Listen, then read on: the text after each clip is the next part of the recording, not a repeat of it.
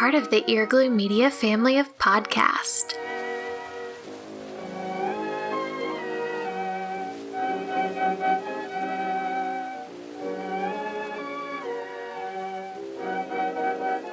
You're listening to Petticoats and Poppies. History Girls at the Movies.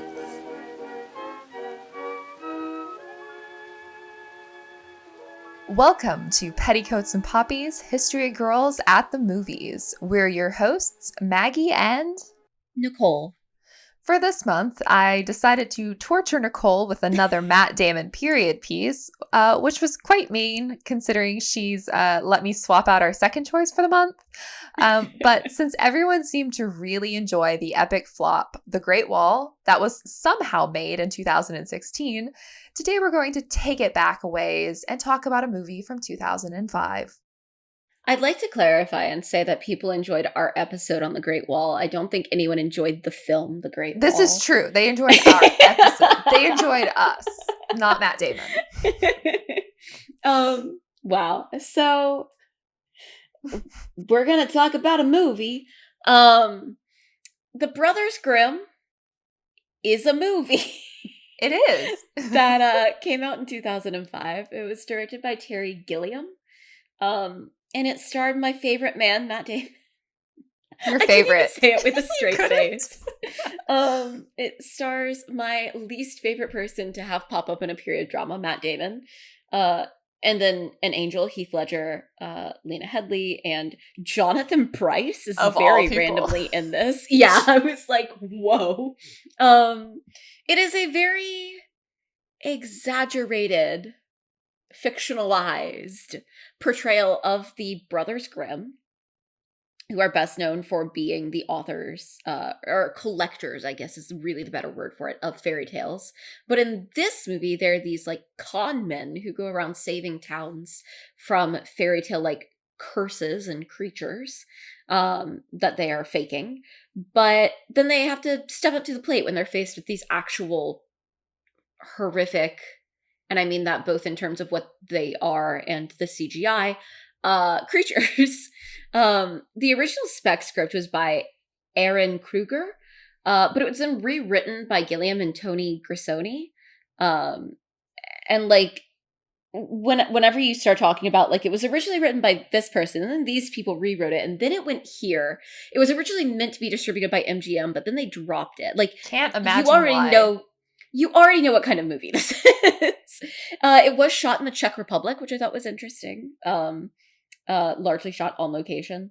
And I thought this was interesting. The release of this was delayed by 10 months, mostly because Gilliam and Harvey Weinstein kept fighting about things in it. So definitely one that dealt with a lot of like studio interference, issues with the script, issues with shooting. And yeah, that really shows through. Truly, what the heck is this movie? I gotta make the joke. I have to do it, Maggie. I know. This movie is grim. It feels remarkably 2005. So like, 2005. If I did not know and you asked me when I thought this movie came out, I would say 2005. Okay, but here's the thing. How is it that this movie is somehow slightly better than The Great Wall, which was made in 2016. Okay, 11 years. True. 11 that years. That is true. And nothing has changed in terms of CGI. I gave it a whole half-star higher rating. I'm proud of you. Thank you. If you know my rating for The Great Wall, that actually doubled the rating. So it's one of those movies that I watched it and I kind of was like, was I not paying attention? And I went to Wikipedia and I read it and I was like, oh no, I understood everything. To start with, what is the hair that they put on Matt Damon in this? Why do they torture that man in period films? But okay, so here's the thing. Here's the thing I just saw literally seconds before we hit record was that he had a special hairstylist assigned to him. I did not see that for anyone else.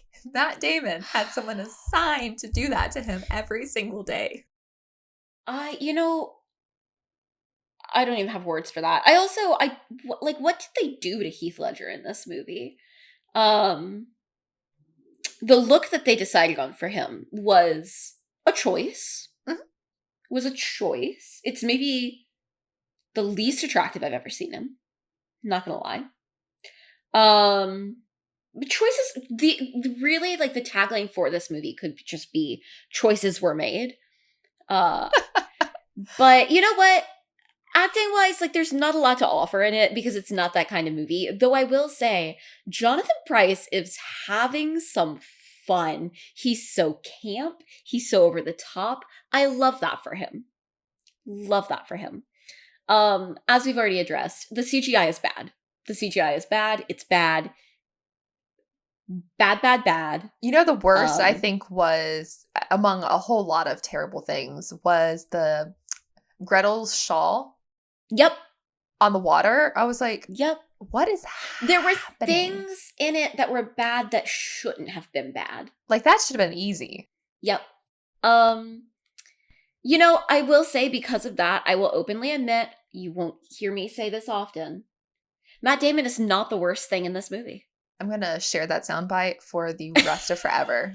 I'm going to send that to his publicist. I'm going to be like, you heard it here first, folks. There's only 2 movies I can think that I might say that about, and that's Martian and I was going to say The Martian, the only movie I genuinely like him in.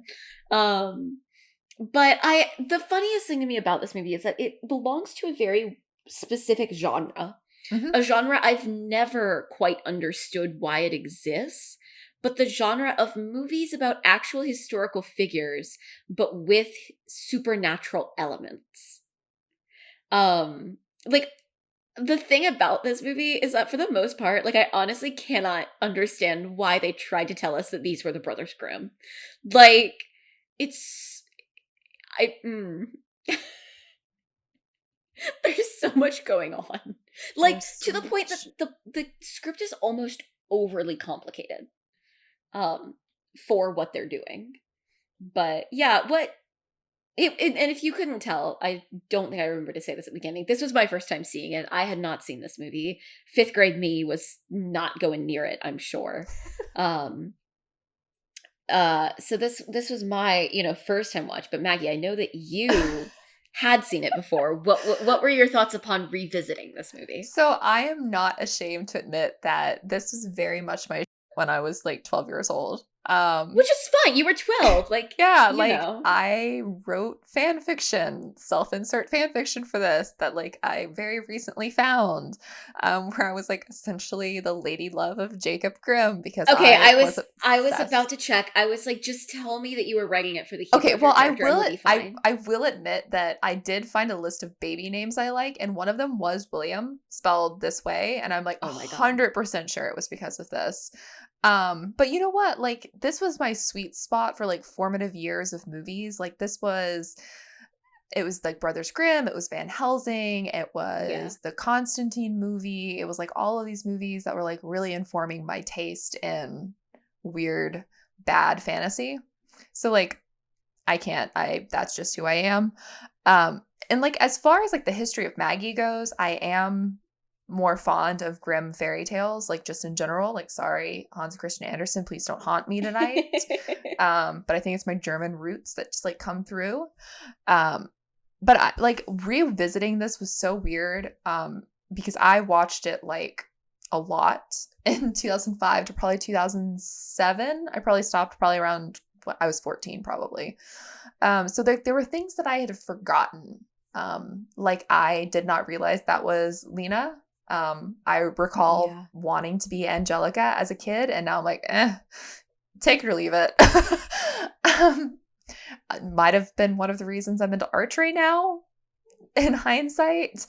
But this was a roller coaster of emotions for me. Like, I was like, oh yeah, I think I really liked Matt Damon's eyes. He has really pretty blue eyes. But, like, this time around, I was, like, hyper fixating on his really white, very straight teeth that kind of look like they weren't real a couple times. I was like, are those veneers, Matt? Which just, like, took me out of a moment. I'd also completely forgotten about the cat in the blender thing. Yep. And then as soon as it happened, I was like, oh my God, I remember that. I remember just, like, erasing that. Also remember being terrified of the gingerbread scene. What the heck was that? It was such bad CGI, but like I very vividly remember being absolutely terrified by that. Also, like, now that I'm older, I was like, what are they doing with this, like, conflict between France and Germany, which kind of feels like a joke throughout the entire film? Like, is that the Franco-German war that they're talking about? I honestly am not positive what they're trying to talk about with that. Because, like, clearly France was being the oppressors and, like, burning a forest and, like, holding the town kind of hostage and just generally being terrible. But, like, Yep. I was very confused by that. Also, Jacob, you're not supposed to pull a knife out of a wound, and you did it twice. Like, William should be dead. Also, what is going on with her being like, I guess we'll have both brothers? I mean, same girl, but like... Okay, I truly, like, thought that I had misunderstood something. Went straight over my head as a child. But no, she truly just said, I have two hands. She, like, honestly, she said, you can love them both. I did. I was like, girl, it never works with brothers. What are you doing? Like, and they're just kind of chill with it. Like, I was like, ma'am? I'm pretty sure that was why I was like, obviously they need me. Right, you were like, clearly poor Jacob needs a woman of his own. That will not make him share it with his super jerk of a brother. Yeah, also, yeah, character work in this is not fantastic. It is not. I will say the whole like Cavaldi arc was so interesting for me. Like I don't remember. I barely remember that at all because like my sole focus was Heath Ledger as a kid. But like how he goes from like wanting to kill the brother and torture them to being like, hey, they're not so bad. I'm gonna try to help them, and then I'm gonna dance with this lady doing the polka and be like really happy. And who needs my toupee? I was like, this is wild. I totally missed all of this as a kid. Also, like those little girls in the white gowns, the flower crowns. I was like, is this early inspo for Midsummer? Oh God. But yeah, like I low-key hated the end of the movie. I'm not gonna lie, because of the whole they lived happily ever after. Maybe not, because it was very much one of those like, maybe we'll make another. And then my brain reminded me that Heath Ledger was gone 3 years after this movie. I'm crying right now. I cried last night for an hour. I am not ashamed to admit it. I cried for an hour last night because I am still so sad about Heath Ledger. And like, this just hit me in like a really weird way. And I was just like, why did I do this to myself? It's been 13 years. I thought I was ready. Oh, okay. Well, now the fact that you're telling me that it's been 13 years is making me emotional. So like I barely can watch A Knight's Tale. I try to like watch it and remember that I like other actors in it. Like you know, Rufus Sewell and like Paul Bettany, and like I try to focus on the other things, but oh my God, it just killed me. Because I feel like as a kid, I was like probably hoping for like them to revisit the story and to like go back to this, because like at the time, if you take away the blinders of today, this was pretty good quality bad fantasy for kids. Yeah. Like this is like, kids love this. All the kids I knew my age, we'd all seen it in theaters. We all got the DVD. Like I have a DVD of this somewhere in my house. Like this was a kid movie with like some weird adult humor that like went over my head. It's like, she's got two hands, I guess. That just like all I could think of. I was like, do not do that to my Jacob. Because like, I'm just saying, True Love's kiss woke her up when Jacob kissed her and William was just playing dead. Right? Like clearly Jacob truly cared about her, even though I don't know why, because they just met her and then like there was the weird like they didn't know her. How do you love her? Oh, now I sound like 12-year-old me being like, you cannot love this woman that you have just met. But yeah, I had a lot of emotions about this last night. So many reasons, so many emotions. But it did get me thinking about the actual Grimm brothers who probably rolled over in their grave because people were rewatching this on HBO Max last night. because the actual Grimm brothers are not at all like the caricatures of the 2005 Brothers Grimm movie. So now I'm going to tell you a little bit about them. So Jacob Ludwig Karl Grimm and William Karl Grimm were German folklorists and linguists who are best known for their work Kinder- und Hausmärchen, which was later anglicized as Grimm's fairy tales. Jacob was actually the eldest brother. He was born January 4th, 1785, and William was born February 24th, 1786. Their father, Philip William, was a lawyer, and upon his death in 1796, the family fell into extremely hard times, which were made even worse when in 1808, their mother also died and left 23-year-old Jacob to care for his 5 younger siblings. The film didn't really get their personalities right, aside from the fact that Jacob was more scholarly than William. Jacob was very small. He had very sharp features, while William was very tall and very sociable. William was also the more sickly of the 2 brothers, and he actually had quite a bit of trouble maintaining employment because of his various illnesses. Both brothers intended to study law like their father, and even attended school for this.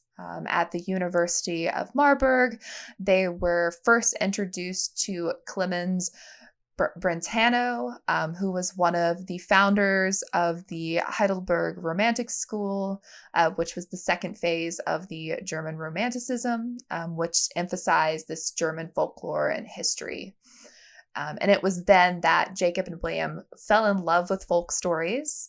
The combination of their upbringing and education made for them to be more of realists than romantics.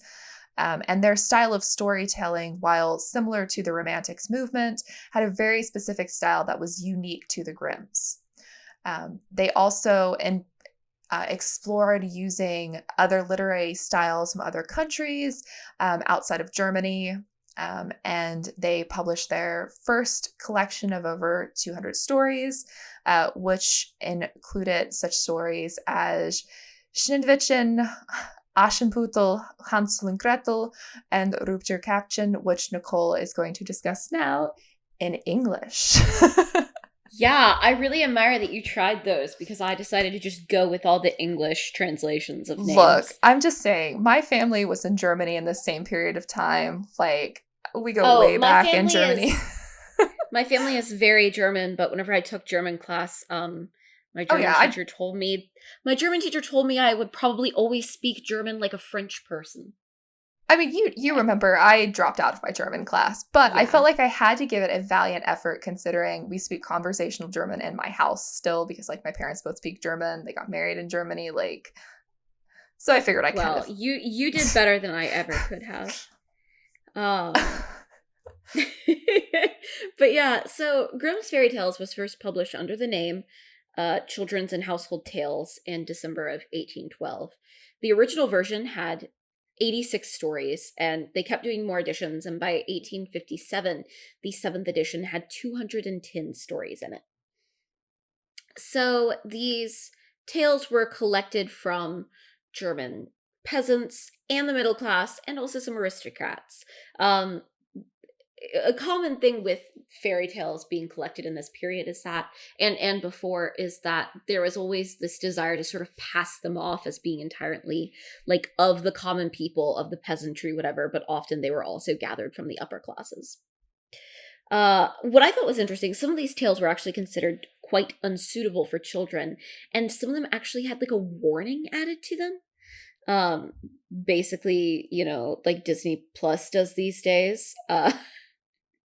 For problematic old Disney movies. Yes. A lot of the stories that we now know today that come out of the Grimm brothers' fairy tales are sort of toned down and sanitized to take some of the violence out, because a lot of them, like the original Hans Christian Andersen, like the original Charles Perrault, were quite violent.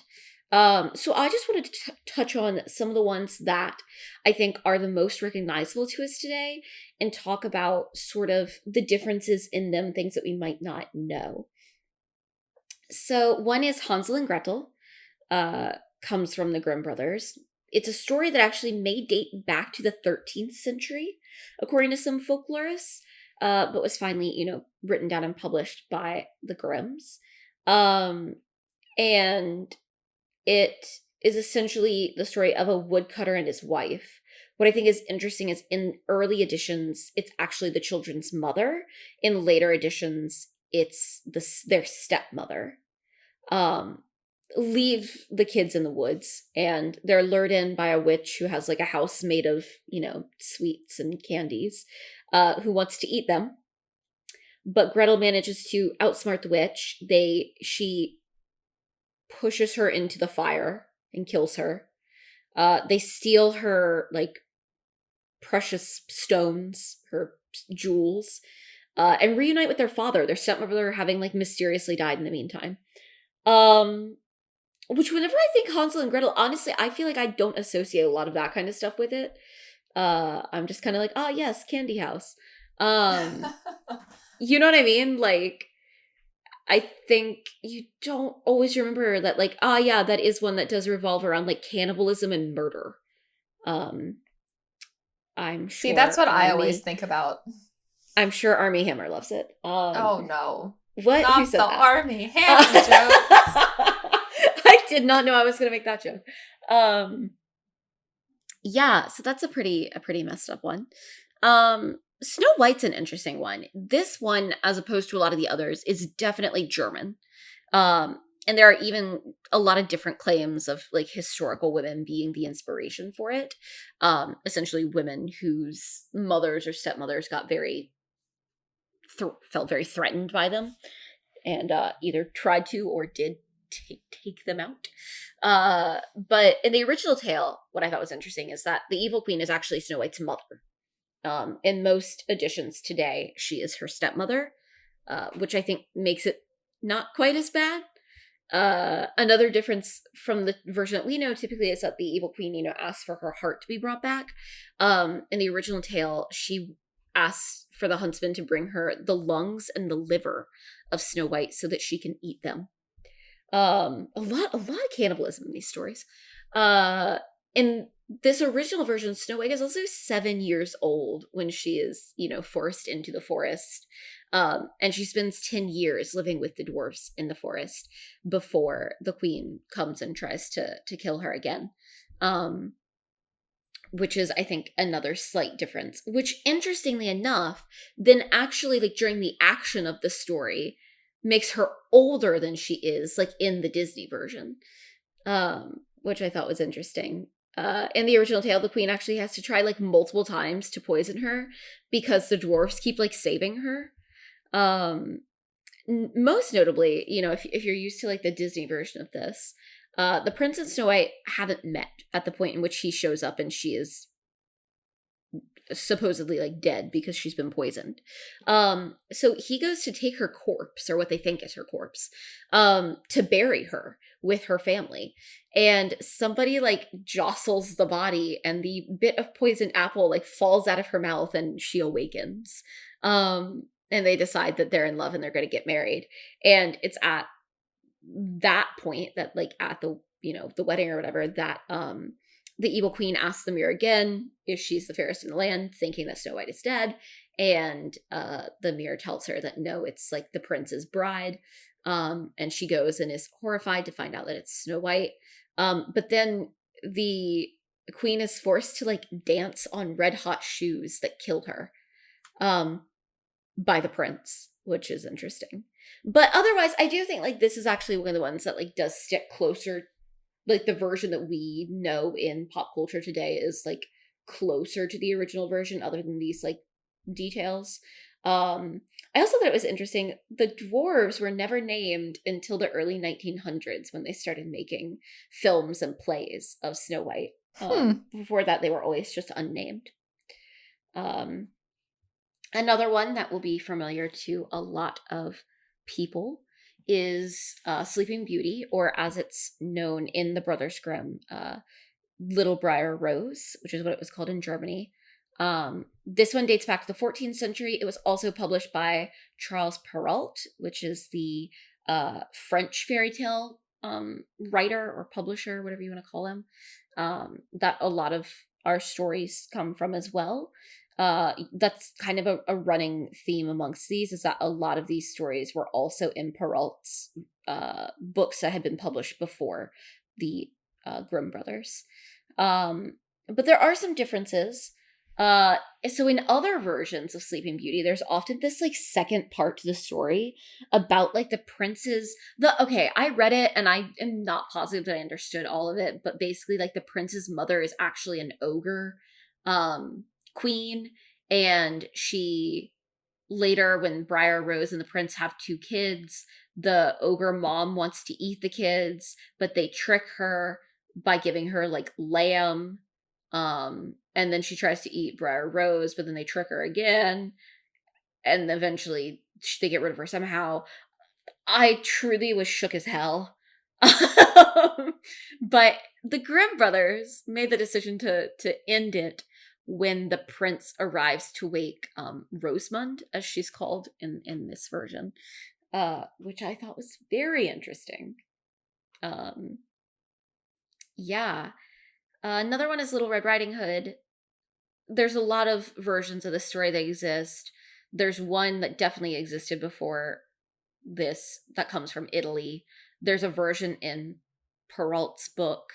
The Grimm version is almost certainly based on Perrault's version because it's incredibly similar. The only difference is at the end of the Grimm one, Little Red and her grandmother are saved by this huntsman who has been like hunting the wolf for his like pelt. But this is one that like it's pretty clear that they were taking it mostly from Perrault's work. There's some interesting things about like over the different editions. There are ones that are actually removed from the book because they're thought to be too French and not German enough, and then other ones like this that are kept in. There's also some question about like, did the Grimm brothers take it directly from Perrault's work, or is it that all the people were reading Perrault's work and so they were telling these stories to the Grimm brothers with other stories that they were passing along, which is interesting. I think, one of the interesting things about fairy tales is the fact that like it's often hard to figure out exactly where they come from. All right, another one that people certainly will know is Cinderella. There is a version of Cinderella in the Grimm brothers collection. It's more violent than previous versions. Another difference that I think is really interesting is that like there isn't a fairy godmother. Instead, Cinderella has planted this like branch on her mother's grave, and it grows into this wishing tree, which she wishes for things, and then like the animals bring them to her. This is the version in which the stepsisters like mutilate their feet, trying to fit them into the glass slipper or the golden slipper, version. As I think it is. Well, the interesting thing about this one too is that the father isn't dead in this version. Mm-hmm. In most versions of Cinderella, I think that we see today, it's kind of a main plot point that like Cinderella's mother dies, her father remarries, and then he dies, and she's stuck with the stepmother. But in this version, like her dad is alive and well. He just like lets it all happen to her, which is very interesting. And kind of out of the ordinary for Grimm brothers tales, because often in their stories, in these fairy tales, it is a running theme that often the fathers are like either non-existent or like pretty good characters, as opposed to Disney, where they're just non-existent, or really stern figures. Let's see. This is also the version where at the end of it, Cinderella's like bird friends peck out the stepsister's eyes. Really fun kids' tale. So good. So one that I thought was interesting, and I actually think that Rapunzel is one that like, of the more well-known fairy tales that come out of the Grimm brothers collection, is the one that has sort of been like bastardized the most, that like we know the least of its original version. It's kind of gone the furthest in that like most Rapunzel adaptations, whether you want to talk about like obviously Tangled, whether you want to talk about like the Barbie Rapunzel movie, even like books I remember having as a kid, go pretty far away from this for obvious reasons. Rapunzel was adapted from a French story that was adapted from an Italian story, as best as people can tell. This version, though, of it is pretty much what's in the musical Into the Woods.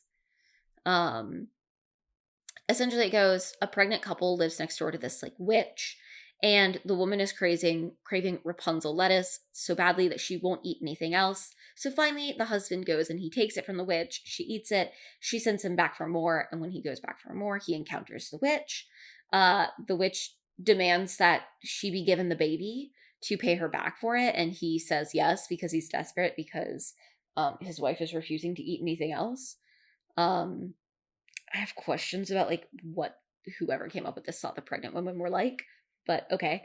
So then the baby's born, the witch takes her. At the age of 12, she locks her in this tower in the middle of the woods with no doors that has to be accessed by her long hair.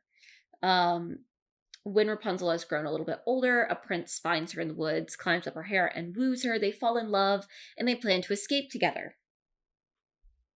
Here's the part that I think is why, like, we don't really hear this version. It's wild. Well, the witch discovers that Rapunzel is pregnant. Yup. And she cuts off Rapunzel's hair, casts her out into the wilderness.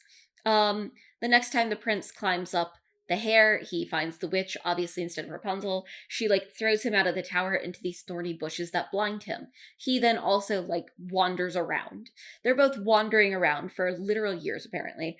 And finally, Rapunzel and the twins come across him, and he recognizes her singing voice, and they're reunited.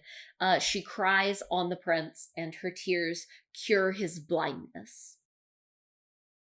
I mean, that's basically the same story, except without the babies, and instead of blindness, it's like dying. I mean, kind of. And I mean, at last he saw the light. A lot of versions also cut out the whole pregnancy thing? Lettuce thing. Oh. I remember there's one version too that's about like radishes or something. Yep. That's the one I'm familiar with. Yeah. It's that's most things I think that are based on this version of Rapunzel just kind of take this idea of like, okay, witch takes baby, locks her in tower, long hair, cool, we'll roll with that. Which for good reason. Yes. They cut out all the other crazy stuff. They're like, let's just not have anything to do with pregnancy. But yeah, so those are some of the Grimm brothers stories. I think it's always interesting to like, I feel like I don't have a great idea in my head most of the time about like what comes from the Grimm brothers, what comes from Hans Christian Andersen, and what comes from Charles Perrault. And part of that is that there is a lot of overlap between Perrault and the Grimm brothers.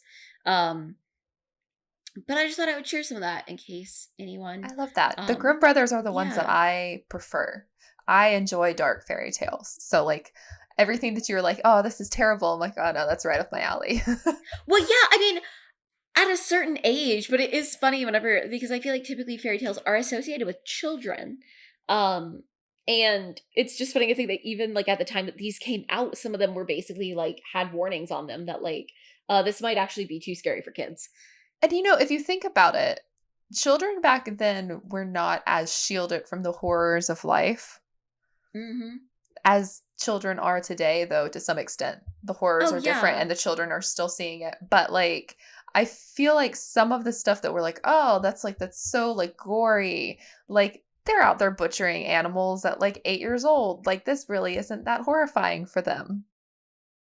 Right. Like I do wonder though, like what some of the, like I'd like to know what some of the ones are that they were concerned about children. I mean, is it the stuff like the pregnancies? Like yeah.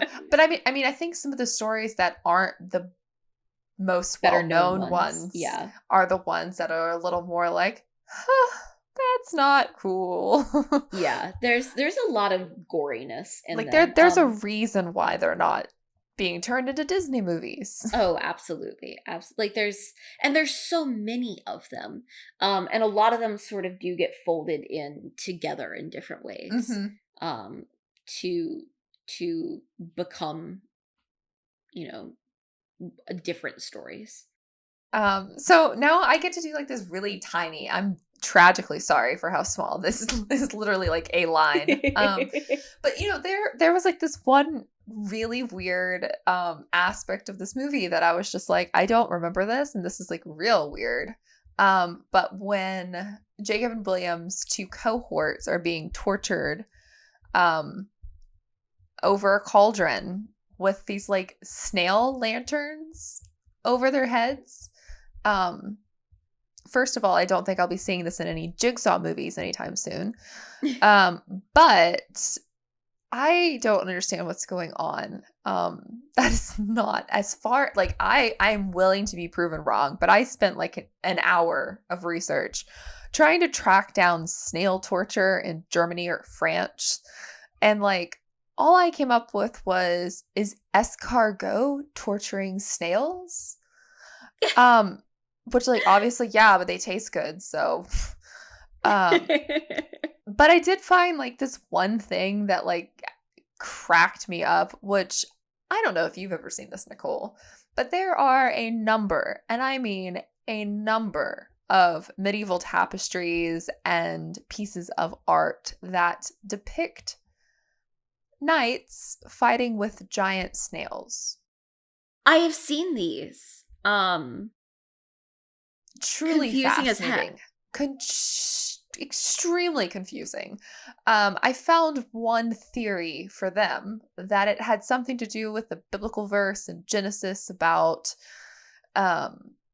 we all basically become snail goo in the end, is essentially what I'm so sorry I'm paraphrasing that verse, but it's essentially what the message of the verse is supposed to be about, is that we all will face mortal coil. And so there's theories that this idea of the knights fighting with snails with some sort of symbolism that we're all the same. We wear tough armor and we fight, but we all end up dust to dust, ash to ash in the end. I prefer the idea that just like unicorns and hippogriffs, that they were fighting actual giant snails in medieval times. It would explain so much. I mean, that's why we have so little documentation. At some point, someone was like, we can't let the future know that we were conquered by giant snails. But I mean, there's Precisely. like folklore, and there are like all sorts of like random pieces of literature that talk about knights fighting armored snails. So that's a thing that I found that has nothing to do with snail torture, has nothing to do with the Grimm brothers, but I would like to think the Grimm brothers would be very into the research of folklore surrounding giant snail fighting. Oh, man. So think of that next time you have some escargot. So I feel like they were just like, oh, we have to do some sort of like weird torture. You know, what's weirder than being hung upside down and positioned over a vat of eerily glowing orange cauldron? There's nothing weirder than that. So like, let's just throw some snails in there. What? I mean, all of the torture in this movie, like, full disclosure, I watched the new Saw movie this morning, which is filled with gore and horrifying ways of torturing and maiming a person. And I was like, Brothers Grimm movie took a book, page out of this book of Saw, because that scene with like the twirling blender, like they were not using that in the 18th century in France. Yeah. They did not have that kind of forethought, and they definitely didn't have 3 of them. They got creative, but they did not get that creative. And just snails, I mean, what were they gonna do? Like, just be annoying? Yeah, I really, like, snails are not all that. Like there are snails that have poison, but they're not like enough to kill a man or really Right? to inflict, because I'm not going to get into the mating practices of snails on this podcast. But snails do have barbed spikes. And like, so I guess that could be torture. But again, I can find no credible evidence that the French ever tortured with snails. So, Terry Gilliam, we need to talk. Right. That is one of those things, too, that it's like, okay, if there is no basis for this, then, like, how the heck did you come up with it? That's why I'm like, dude, do you have like some weird thing about snails? Do I need to now go through your entire work of like movies and see if you have like Make sure. snail references? Because that was just too weird. It was odd. It was odd. It's almost, I'm like, did they, like, misunderstand leeches or something? Like, Oh my God, do you think they did? maybe. That would be hilarious. I have so many questions. If anybody knows the answer, please at me. Please let us know. Please let us know. Well, to take a turn from that, a real 180, I'm just going to talk a little bit about folktales and the Romantic era, because I do think it's an interesting sort of correlation between them. So Romanticism was an intellectual, artistic, literary movement that began in the late 18th century, but sort of was at its peak from like 1800 to 1850, is when people typically say. Focused really around emotion, individualism, a love and glorification of the past. And it's sort of a response to the Industrial Revolution, the Enlightenment, the focus on science. It's sort of a pushback against it. You probably know about Romanticism because of like Romantic era poets like Keats and Byron, Wordsworth, those kind of people. What's interesting is that as people, like, part of Romanticism was a growing interest in nationalism, and sort of this belief in a national identity for countries. And of course, countries are an interesting thing at that point because several countries, as we think of them today in Europe, were at the time still sort of broken up into smaller states. But there is this belief that national identity should be based around the common people and their culture. And as people became more interested in nationalism, came to be more nationalistic, they began to value popular culture more, and part of that is folklore and fairy tales. Um, so this interest in like folklore and fairy tales that leads to all these people writing them down, like the Grimm brothers, in the early 19th century does come from this rise of Romanticism and romantic nationalism. Romanticism is also very tied to mythology and folklore and dreams. And obviously, as a rejection of science, it's sort of response to a greater emphasis on science. It's a movement that's more likely to indulge in tales of magic. I also think that this sort of revigorated interest in folklore is helped by the fact that the grip of the church is loosened a bit in this period, which means that people can more openly tell these stories that have to do with magic, and they don't have to be worried about the church's response to that in the same way that they would at different periods of time. But what's interesting is that Charles Perrault's fairy tales, which were published in 1697, were actually written for an audience of like aristocratic salon people. Even though he very much like spread the idea that they came from the peasantry, and they were like, some of them did come from actual folk tales, but really that was who he was writing them for. Now later, other people start putting together folktale and fairy tale collections, like Johann Carl August Musas, who publishes a collection of fairy tales in the 1780s. And so you can sort of see that in the 1780s, this is already sort of starting to heat up. Now, ironically, with this whole interest in nationalism, this whole idea that the Grimm brothers want to create something that is very German, many of these stories actually were adapted from stories from other countries. But that is also the thing about fairy tales, is that often they exist in different places in slightly different forms. like a good example of that is Red Riding Hood is one that like existed in different forms in different countries. So it's sort of hard to pin down exactly how it got around or where it actually originated. But I just think that it's a really interesting sort of offshoot of the Romantic movement, and of a kind of a byproduct of nationalism is this sort of actual interest in culture at a lower level, culture on the level of these stories that, you know, are sort of passed between people orally, and actually getting them recorded. So, yeah, stuff I had not really thought about before. See, this episode allowed you to learn something new. Look at that. Look at that. Thank you, Matt Damon. I'm not going to take it that far, but sure. Well, this is normally the part in the episode where I try to find a way to connect Matt Damon to everything. And since I'm not able to this time, since he was in the movie, I'll just talk about the costumes like a normal person. So the costumes were designed by Gabriella Pasucci, and I'm sorry if I mispronounced your name, and Carlo Paglioli? Paglioli? I'm so Paglioli. sorry. Paglioli. Maybe. Gabriella and Carlo. Gabriella did the costumes for some of my other favorite terrible mid-aughts films, including Van Helsing and Beowulf. She also did the costuming for the Borgia series and for Penny Dreadful.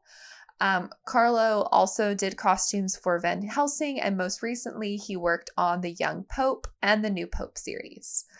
In my opinion, there is very little that is historically accurate in this film in terms of costuming, but the costumes were just simply gorgeous. I was a huge fan of the fact that everyone was really dirty. I mean, you could see from the locations, it was very muddy, very dirty when there's like a fire in the forest and they were like almost set on fire, so they're a little singed. You know, they were hauled around in the back of the carriage. Like everybody was a little unkempt, very lived in feeling, which I feel like I say every film except for Three Musketeers has had a lived in look to it. And that's like the things that I look for to see, like if the costumes are passable, like obviously this is a fantasy wrapped up inside of this weird pseudo historical story. So like the brothers' costumes were fine. I would categorize them as community theater historical costumes. Like Yep. They worked. Like you would see it and be like, oh, that's good. But for the fantasy stuff was obviously not period accurate at all. Like the soldiers were like fine. Their outfits were decent enough. They still not 100% sure what time period it was supposed to be. Again, the war was not very clearly defined in the film. But the costumes were beautiful. Like I really liked what they did. I am an unabashed werewolf lover, so I like the whole like story with Angelica's father being this very horribly CGI werewolf creature, wolf man. So I really like that when he transformed back into human form, he was very much as like hunter with like all of this fur draped over him, and I liked the figure that created on the screen. I thought it worked really well. I couldn't really find any good close-up photos of the costume pieces, but the Queen's costume is actually fairly easily found online. In fact, it was on display at one point in Frascati near Rome at the Scuderia Aldobrandini, which I believe translates to the stable. So I'm not entirely certain where. I suppose it's at a historical site. And it was a display about historical costuming, and the Queen's dress was there. And the detailing on this piece and some of the pictures are just phenomenal. And I think that costume really worked for what they were trying to angle for in that scene. Very high fantasy, very fantastical, and generally a very lovely piece. I will say I feel like the 2000s just really did not care at all about costuming. There were like Nope. never any interviews, reviews barely mention them unless like something really big happens with the costuming. And there's just like there's no interviews, there's no detailed costume logs. Like I yearn for that production log that we had for Jane Eyre back at the beginning of this, because I love seeing the stuff that goes into making these films. And I'm so glad that, you know, almost 20 years since this movie came out, that we talk a lot more about costumes. We talk a lot more about the work that goes into creating these costumes and what the director wants and what the costumer works with, and like how these costumes make the characters. I mean, even in the aughts, people weren't asking actors about their costumes. Like, how does that help inform your choices? How does that make you feel? Like, now we're getting a lot more of that with interviewers. And I think that's, you know, a really good change in film coverage. But I was very disappointed that there was not a lot more for me to scrounge up about this. I even used the Wayback Machine to try to find old articles and stuff from 2005, and just, there was nothing. Well, you tried. I tried just like this movie. I think you tried harder than this movie did, to be honest. Well, so, I mean, overall, what did you think? I mean, this was like me revisiting an old friend that made me cry for an hour. I mean, how did you feel? How did this movie make you feel? confused. That's how Matt Damon always makes you feel. No, sometimes he makes me feel angry. He did not anger me too much in this. Partially because he was already being done dirty enough to whatever they buy whatever they were doing to his hair. I was so glad when he got punched in the face. Oh, I enjoyed that. I was like, Nicole's gonna like this. Yeah, God, every time I see him, I'm like, I don't even know why I don't like your face so much. Man, but yeah, it's not the worst movie we've watched for this. You've made me watch worse. It's true. I made you watch The Great Wall. It's true. Like, this might be, second worst, but I need to know if there's some sort of like deal with the devil that Matt Damon made where like every 10 years he has to work on a really bad movie. Yeah. Like, are we due this year for another bad Matt Damon? I was gonna say, film? are we getting another one soon? Like, the fact that he did this and then like 10-ish years later he pulled off The Great Wall. I just, once again, I'm kindly asking Matt Damon to stay out of my period dramas. But what if they're bad period dramas? I mean, even then, I might have enjoyed this more with someone else in his role. Well, did you see the casting for who it was supposed to be? No, who was it meant to be? So I know that like Johnny Depp is a hot button topic now, but it was supposed to be Johnny Depp. That would have been a much more interesting film. So here's the funny thing. I think it was Terry Gilliam that really wanted Johnny Depp, but yeah, everybody was like, he's very unknown in terms of like franchises. Like he's not a hot item. And then I think while they were making the film, Pirates of the Caribbean, the first film, came out, and he was suddenly like at the peak of like interest, and everybody loved him. So they truly were like messed up. And they originally had the casting switched. So Heath Ledger was supposed to play William, and Matt Damon was supposed to be Jacob. And they actually asked for the characters to be switched. That's interesting. And I was like, man, we could have had a Heath Ledger as William. Oh God, I would have liked this movie so much more. Right? Honestly, it felt like, okay, Heath Ledger was a very talented actor, and this isn't me in any way trying to criticize his acting in this movie, but it's not good. It felt like he went a little bit too far in trying to play against type. Mm-hmm. He definitely, with the short hair and the nerdy look. Also, can I just say, when Jacob takes his glasses off towards the middle of the end, I was like, there he is. There we go. There's my boy. Oh. It just felt like it became, like, not just, like, nerdy, but, like, truly awkward to a point of, like, cringiness. Oh, like, right in the beginning. Like, the whole scene at the, like, pub and tavern was just so cringe. When he's, like, super drunk and just, like, rambling on, and it's a mess. But you know what's so shocking is he went straight from this movie to Brokeback Mountain. Oh, Lord. Like, just, like, can you imagine going from, like, two polar opposite roles? That's odd. And I mean, I feel like I understand why he was such a perfect, like, casting for this movie because of A Knight's Tale.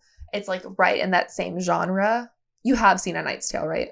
I actually have not. Oh my God, Nicole! Nicole! Maggie, this is your ish. It's not mine. But that's a classic. Next, you're going to tell me you've never seen Ella Enchanted. No, that I have seen. Thank you very much. Think about the year that came out. I don't know. I was like probably 11 or 12. You were older than that. Oh, I was stunted. It's Anne Hathaway. I was stunted.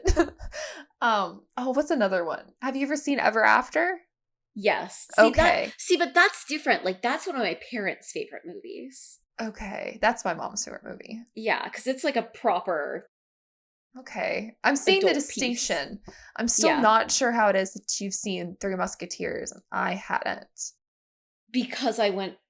do you want to know why I'd seen Three Musketeers? I know why you saw it. I'm just trying to think of like... It's Logan Lerman. Because it's like the style of movie. It's very much within that. Have you seen Van Helsing? No. Oh my God.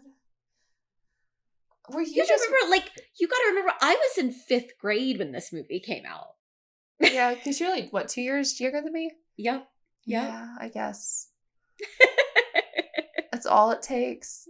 You've seen Lord of the Rings, right? Oh, I've never seen a Lord of the Rings. All right, everybody. Maggie's going to have a mental breakdown, so we're going to wrap this episode up. Yep. Nicole. Okay, well, I did not know this, but we're going to rectify that this summer. Just FYI. Oh, God, no. I can't do it. You can. You will love it. I can't.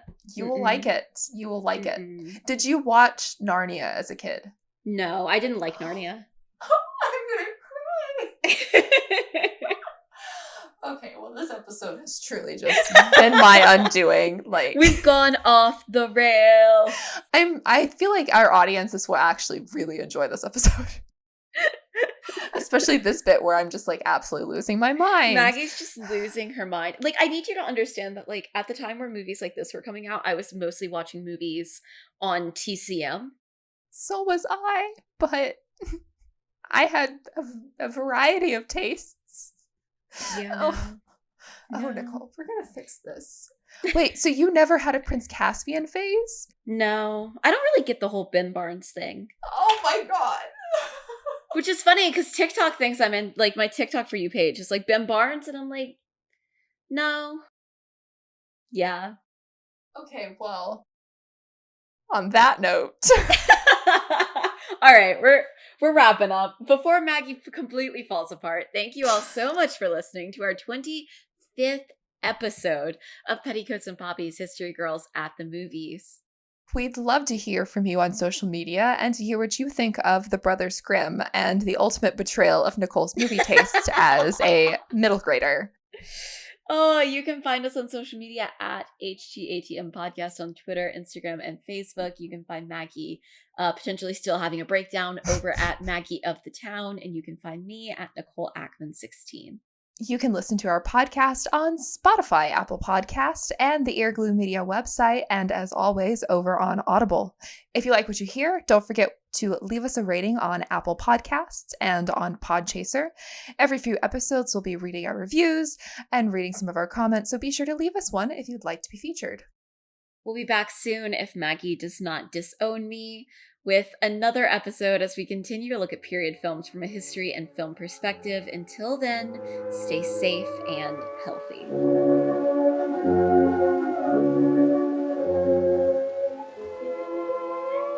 You've been listening to Petticoats and Poppies. History Girls at the Movies.